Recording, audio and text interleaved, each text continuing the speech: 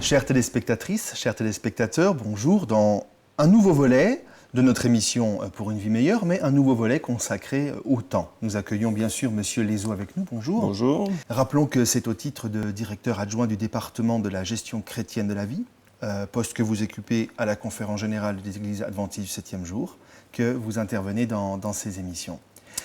Alors, la dernière fois, vous nous avez entretenu, j'allais dire, sur une réflexion de fond, sur la question du temps. Et aujourd'hui, nous voulons un peu plus concrètement voir des mécanismes, des conseils sur la gestion du temps. Et on précisera tout de suite qu'une demi-heure n'est pas assez pour parler de tout cela. Oui, merci Michel, parce que, évidemment, ça fait partie d'un séminaire qui est un peu à la disposition de tous maintenant, qui est malheureusement encore en anglais, mais c'est un séminaire qui est étalé sur une période de 12 semaines à raison de 2 heures par semaine. Alors ça fait 24 heures. Une journée. Une journée non-stop en 30 minutes. C'est mission impossible. Pendant ce séminaire, il y a beaucoup d'outils et de tests que les participants utilisent pour leur permettre d'améliorer leur gestion du temps. Mais avant de rentrer dans la matière proprement dite, recadrons un petit peu le contenu de ces émissions sur la gestion chrétienne de notre vie. Le plan que Dieu a pour chacun d'entre nous recouvre tous les aspects de notre vie. C'est un plan qui nous situe dans le grand plan cosmique que Dieu a pour l'univers. Nous ne sommes pas au centre de l'univers, c'est Jésus-Christ qu'il est. À nous de trouver, avec l'aide de Dieu, quel est notre rôle et notre place dans ce grand panorama. Le plan que Dieu a pour chacun d'entre nous comprend ce que vous devriez faire, ce que je devrais faire, maintenant, dans ce moment précis, et également ce que nous devrions faire, vous et moi, demain, dans l'avenir. Et comment y arriver ? Ce plan divin concerne tous les aspects de notre vie et comprend les aspects suivants. Notre relation avec Dieu, nos relations avec les autres, les membres de notre famille, notre métier, les finances, les vacances, notre ministère au service des autres, et on pourrait en rajouter. Si vous le permettez, maintenant je vais m'adresser directement aux téléspectateurs. Dieu vous a donné la vie dans un but précis. Vous n'êtes pas un accident de la nature, ni un oubli réparé tardivement par Dieu. Vous êtes ici parce que Dieu veut que vous y soyez. Il veut que vous accomplissiez quelque chose de spécial que vous seul êtes capable de faire. Si vous ne le faites pas, il appellera quelqu'un d'autre à votre place, mais cette personne ne sera jamais aussi capable que vous de faire exactement ce que vous auriez, vous, pu accomplir. Il y a près de 5 milliards de personnes qui vivent sur cette terre aujourd'hui, mais vous êtes absolument unique et le plan que Dieu a pour vous est unique également. Chaque hiver, des milliards de flocons de neige tombent du ciel et il n'y en a pas deux exactement pareils. Vous pouvez les examiner à la loupe et observer la complexité de leurs délicates formes géométriques. Il en est de même pour chacun d'entre nous. Notre ADN nous identifie d'une manière unique. Même au sein de la même famille, chacun a une empreinte génétique qui est unique. Vous êtes unique. Et la deuxième chose que vous devez savoir au sujet du plan que Dieu a pour vous, c'est qu'il veut faire croître votre potentiel qui est unique. Et il veut le faire croître à sa pleine maturité. Ceci est possible si vous lui faites entièrement confiance. Peu importe votre situation actuelle, peu importe les obstacles qui vous semblent insurmontables actuellement, peu importe ce que disent les non-croyants, peu importe même si cet idéal qu'attend Dieu de vous vous semble inatteignable. Si c'est son plan, alors il pourra l'accomplir pour vous et en vous.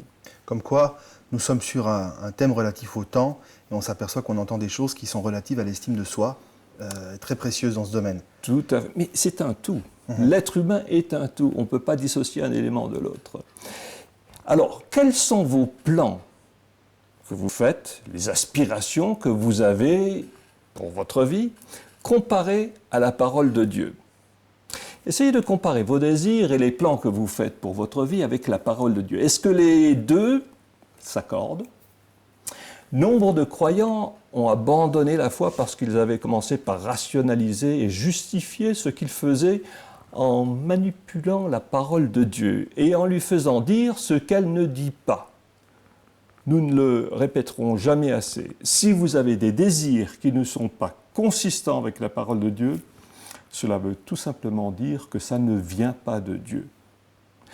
La Bible est un des moyens les plus directs que le Saint-Esprit utilise pour parler à notre cœur. Paul, dans sa deuxième épître à Timothée, l'exprime de cette façon au versets 16 et 17. « Toute écriture est inspirée de Dieu, est utile pour renseigner, pour convaincre, pour corriger, pour instruire dans la justice, afin que l'homme de Dieu soit accompli et propre à toute bonne œuvre. » Ce texte a peut-être été écrit depuis presque 2000 ans, mais les vérités qu'il contient sont encore valables pour notre vie aujourd'hui et pour demain. Alors, si vous le voulez bien, nous allons essayer d'illustrer un petit peu cela avec une présentation. Très bien.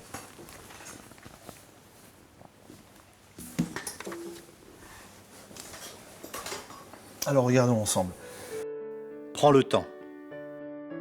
Prends le temps d'aimer. C'est le secret de l'éternelle jeunesse. Prends le temps de rire. C'est la musique de l'âme. Prends le temps de pleurer. C'est le signe d'un grand cœur. Prends le temps de lire. C'est la source du savoir. Prends le temps d'écouter. C'est la force de l'intelligence. Prends le temps de penser. C'est la clé de la réussite. Prends le temps de jouer. C'est la fraîcheur de l'enfance. Prends le temps de rêver. C'est un souffle de bonheur. Prends le temps de vivre, car le temps passe vite et ne revient jamais. Bonne route, mon ami. Il nous faut apprendre à prendre le temps pour chacun des secteurs d'activité de notre vie. Le sommeil, le repos, le temps pour Dieu, le temps pour soi-même, le temps pour notre famille, le temps pour travailler, etc. Alors, il y a bien sûr des tas de choses que l'on pourrait dire en ce qui concerne la durée de notre sommeil, par exemple, qui est déterminée par l'heure à laquelle nous allons nous coucher et à celle à laquelle nous sommes obligés de nous réveiller. Nous avons tous notre horloge interne qui fait de chacun de nous des personnes du matin ou du soir ou de la nuit, mais en dehors de ces considérations, il y a des impératifs dans notre vie. Quand nous devons être au travail à 8 heures du matin, il n'est tout simplement pas possible d'aller se coucher tous les soirs à minuit, voire plus tard. Notre corps a besoin de repos. Alors, considérons vos impératifs de vie. Travaillez pour subvenir aux besoins de votre famille et en tenant compte des autres priorités que vous devez avoir, vous êtes-vous demandé à quelle heure Dieu veut-il que vous alliez vous coucher? Question inhabituelle, n'est-ce pas? Mais la suivante est reliée. À quelle heure pensez-vous que Dieu veut-il que vous vous leviez? Ne répondez pas tout de suite, car vous allez voir que les heures idéales vont dépendre beaucoup des réponses que vous pourrez donner aux points forts que nous allons évoquer tout de suite. Alors, premier point fort, le temps que vous passez avec Dieu. Où en êtes-vous dans votre relation avec Dieu? Est-ce que vous comprenez que le Créateur de l'univers, celui qui a parsemé le firmament avec des étoiles et les connaît par leur nom, veut passer quotidiennement du temps avec vous? Est-ce que vous réalisez le privilège que cela représente d'être invité devant sa présence chaque jour? Dieu vous a créé pour avoir cette relation personnelle avec vous, comme il l'avait avec Adam. Dans Matthieu 23, Jésus s'assimile à une poule qui rassemble ses poussins sous ses ailes. Ce rendez-vous devrait primer sur tous les autres. Matthieu 6, 33 nous rappelle qu'il nous faut chercher premièrement le royaume et la justice de Dieu, et toutes ces choses vous seront données par-dessus. Alors, combien de temps passez-vous par semaine avec Dieu? Mais peut-être vous ne le savez pas vous-même, parce que je dois vous dire que quand on m'a posé cette question la première fois, je n'en avais aucune idée. Alors, essayez de faire l'inventaire vous-même. Méditation personnelle, prière, études bibliques en groupe, réunions à l'église, etc. Vous serez étonné de constater que si vous passez 20 à 30 minutes par jour pour votre méditation personnelle, plus les autres réunions à l'église, vous allez très vite arriver aux alentours de 10% de votre temps actif. Rappelez-vous, temps actif, semaine 168 heures, on enlève 8 heures de sommeil par nuit, c'est l'idéal, il reste 112 heures d'activité. Alors, Essayez donc de voir où vous en êtes personnellement. Mais 10% de votre temps, ça ne vous rappelle pas autre chose? Bien sûr, il n'y a aucun passage dans la Bible où Dieu dit de lui consacrer 10% de notre temps. Mais quelque part, je trouve que cela devrait avoir une certaine résonance dans la vie d'un chrétien. De toute façon, si vous réalisez que vous passez plus de temps à lire votre journal ou devant votre télévision que de communiquer avec lui, alors peut-être est-il temps de recentrer votre vie sur l'essentiel. Rappelez-vous que lorsque l'on parle du temps, comme de tout autre aspect de votre vie d'ailleurs, Dieu s'attend à être à la première place. Il ne se satisfait pas des restes. Il ne veut pas vous entendre dire à la fin de votre journée « Seigneur, je suis navré, mais aujourd'hui, je voulais passer un peu plus de temps avec toi, mais tu as pu le constater toi-même. J'avais tellement de choses à faire plus importantes que malheureusement aujourd'hui, j'ai oublié. » La Bible mentionne la vie de ceux qui mettent Dieu à la première place et réservent des périodes privilégiées pendant lesquelles ils étudient la parole de Dieu. Heureux l'homme qui ne marche pas selon le conseil des méchants, qui trouve son plaisir dans la loi de l'Éternel et qui la médite jour et nuit. Tout ce qu'il fait lui réussit. Alors bon, on va peut-être pas prendre le texte à la lettre aussi pour étudier la parole de Dieu jour et nuit. Il faut du temps de repos. Mais il y a quand même au moins 4 raisons pour lesquelles il est important de réserver du temps quotidiennement pour Dieu. Parce qu'il vous invite à le faire, pour mieux le connaître, pour découvrir ce qu'il attend de vous, pour prendre vos décisions en toute confiance. Et une fois que vous êtes convaincu que passer du temps seul avec Dieu quotidiennement est important, alors il faudra décider où allez-vous le faire, combien de temps allez-vous le faire. Et là, personne ne peut vous dire ce qu'il faut faire. Vous seul pouvez décider dans votre rythme de vie quel est le meilleur moment pour ce tête-à-tête. Mais une fois décidé, protégez ce temps de rencontre avec Dieu. Ne laissez pas votre style de vie effréné empiéter sur ce temps de réflexion. Et là, on a le sentiment que c'est un petit peu comme dans le cas des finances personnelles, où on avait dit finalement la part qui revient à Dieu, on commence par la fixer au départ et non pas les restes. Exactement. Mais ceci dit, une fois ce temps fixé, le travail, parce qu'il faut bien manger aussi pour vivre.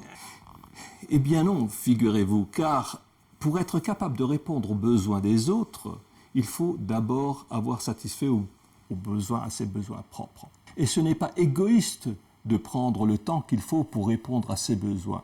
Ne dit-on pas d'ailleurs que charité bien ordonnée... On commence par soi-même. Mais d'ailleurs, c'est quelque part, je tiens à le souligner parce que trop souvent, au sein du christianisme, dès l'instant où on prend soin de soi, où on pense à soi, on veut systématiquement ranger ça dans l'égoïsme. Bon, et même dans ce beau commandement, aime ton prochain comme toi-même, il y a aussi cet amour pour soi, et là, c'est le temps à prendre. Eh oui, eh oui. Et c'est surtout vrai dans ce cas-là, car si vous ne prenez pas le temps nécessaire pour vos besoins spirituels, physiques, émotionnels, mentaux, pour qu'ils soient satisfaits, vous ne pourrez rien transmettre aux autres. Vous ne serez pas en mesure ni d'être un bon père, une bonne mère, ou un bon fils ou une fille, parce que vous serez trop épuisé. Si vous ne prenez pas suffisamment de temps pour vous, vous ne pourrez probablement pas accomplir ce que Dieu attend que vous fassiez pour sa gloire. Si vos besoins essentiels ne sont pas satisfaits, votre développement peut en être entravé. Et vous ne pourrez jamais devenir la personne que Dieu attend que vous soyez. Alors, une fois que ces premiers besoins sont satisfaits, si on continue par ordre de priorité, la société aurait son ordre qui lui est propre, mais je crois que dans l'esprit biblique, ce serait la famille qui viendrait maintenant. Exactement. Ce sont les relations avec la famille qui suivent dans l'importance prioritaire. Cela commence par les époux entre eux et continue avec les enfants. C'est Dieu qui a créé la famille. Il créa Adam et Ève et leur demanda de se multiplier. C'est le même message d'ailleurs qu'il adressa à Noé après le déluge. Croissez et multipliez. La Bible parle souvent de l'importance de la famille. Dans ce domaine, également, il y a beaucoup de choses à dire. Mais laissez-moi mentionner seulement au passage les temps forts que vous devriez réserver à votre famille. Le temps entre époux. C'est très important. Il ne peut y avoir de relation plus intime que celle du mariage. Et c'est pour cela que Paul utilise d'ailleurs cette image pour illustrer l'amour de Jésus pour son Église. Le corollaire, c'est que cette relation spéciale entre un homme et une femme doit être préservée. Alors, quelques petits conseils pour les maris. Aidez votre épouse dans les tâches ménagères. C'est pas toujours facile, hein. Rentrez à des heures régulières le soir. Donnez rendez-vous une fois par semaine à votre épouse. Ah, peut-être que la mienne écoute et elle va me le rappeler en rentrant.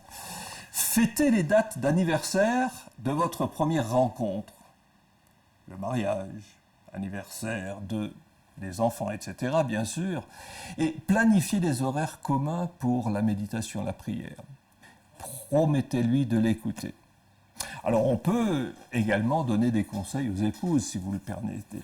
Encouragez votre mari, qu'il se sente soutenu dans ce qu'il fait. Priez pour avoir la vision de ce que Dieu attend de vous dans cette relation particulière. Soyez prête à suivre les conseils que Dieu vous donnera. Et promettez-lui également de l'écouter comme lui devrait le faire de son côté. Quels sont les moments forts à ne pas oublier dans une famille? Bon, les vacances.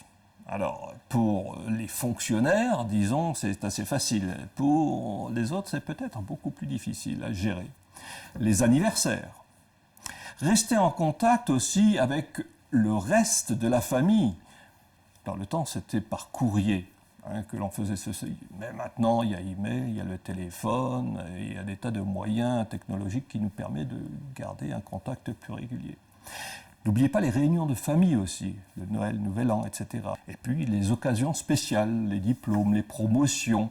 En fait, je crois pouvoir dire que toutes les excuses sont bonnes en ce qui concerne les réunions familiales pour se retrouver ensemble. Mais attention, dans ce domaine, comme dans tous les autres, il faut rester équilibré, car j'en connais qui passeraient leur temps à ne rien faire d'autre que de visiter la famille. C'est peut-être possible quand on est retraité, encore même que lorsque nos enfants sont mariés, il faut savoir respecter leur sphère familiale et savoir ne pas s'imposer également. Dans le temps passé avec la famille, une grande partie de ce temps doit être destiné à vos enfants, les éduquant, les formant, les aidant à se développer pour atteindre le potentiel que Dieu leur a donné. Les études scientifiques montrent malheureusement que les pères passent en moyenne aujourd'hui moins de 5 minutes par jour avec leurs enfants. Il ne faut donc pas s'étonner de l'état de nos sociétés occidentales aujourd'hui. Dieu nous demande également, à part nos enfants, de nous occuper d'honorer nos parents. Le texte ne dit pas « honorez vos parents jusqu'à ce que vous soyez autonomes et ensuite vous pouvez les oublier ». Non. Dieu nous demande de les honorer aussi longtemps qu'ils sont en vie. Au 1er siècle, Jésus a eu des paroles très dures pour ceux qui essayaient d'évoquer des excuses religieuses pour ne pas subvenir aux besoins de leurs parents. Vous anéantissez fort bien le commandement de Dieu pour garder votre tradition.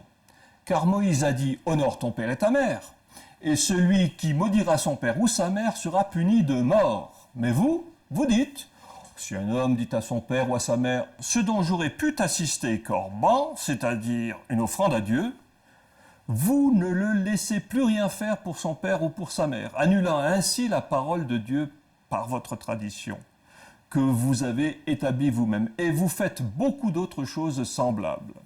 C'est le texte de Marc 7. Ensuite, pour la famille, il y a les autres priorités familiales qui vous incombent. Eh bien, c'est de développer, de renforcer vos liens familiaux au sein même de votre famille, mais également avec vos frères, vos sœurs, de parler de vos problèmes entre vous, d'établir une routine hebdomadaire pour vous éviter les mauvaises surprises du genre « Oh, tu ne m'avais pas dit que tu avais besoin de la voiture aujourd'hui.